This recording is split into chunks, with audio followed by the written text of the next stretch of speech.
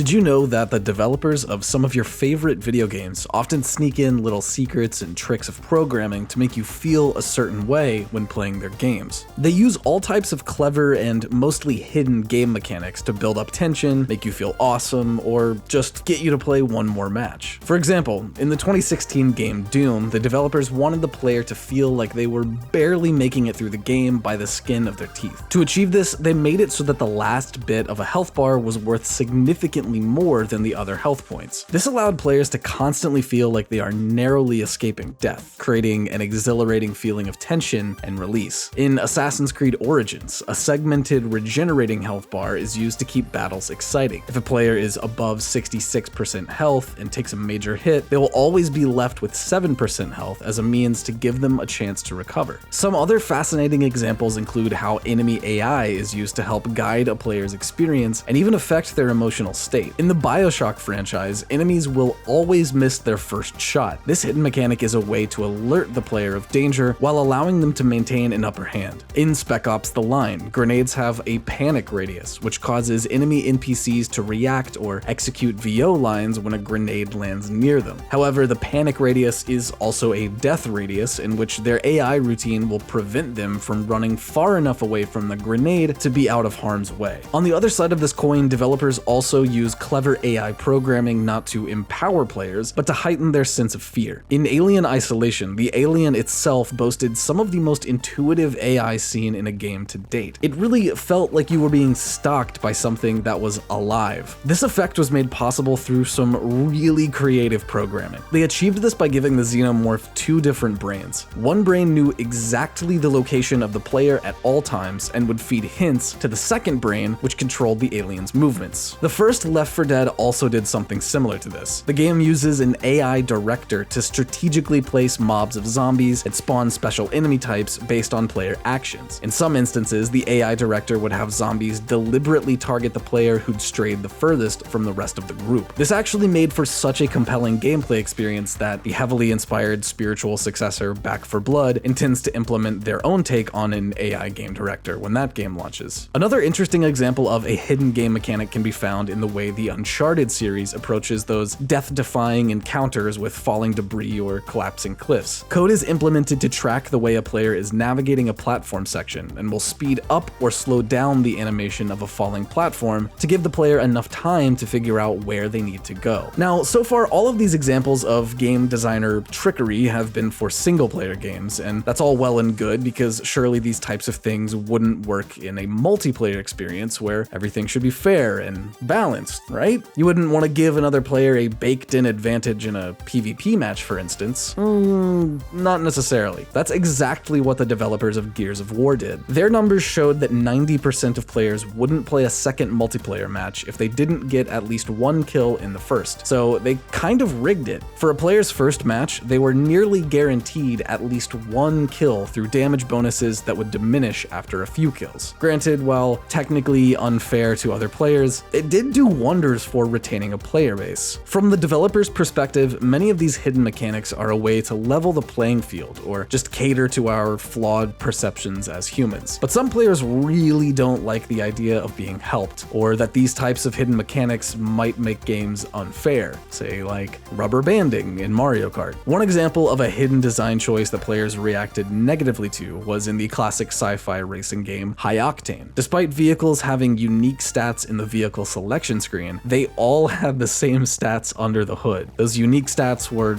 just for show. These are just a handful of the cool little things developers do to facilitate the right experience in their games. But what do you think? Do you like these types of tweaks in your games? Let us know in the comments. We should also note that most of these hidden mechanics in this video would have never come to light if it wasn't for a Twitter thread posted by a game developer named Jennifer Scheurle. She also put together a comprehensive GDC talk which explains each mechanic in great detail, and it's really cool. And hey, if you like these types of behind the scenes game dev videos, consider giving us a like or a subscribe so you know when we post our next one.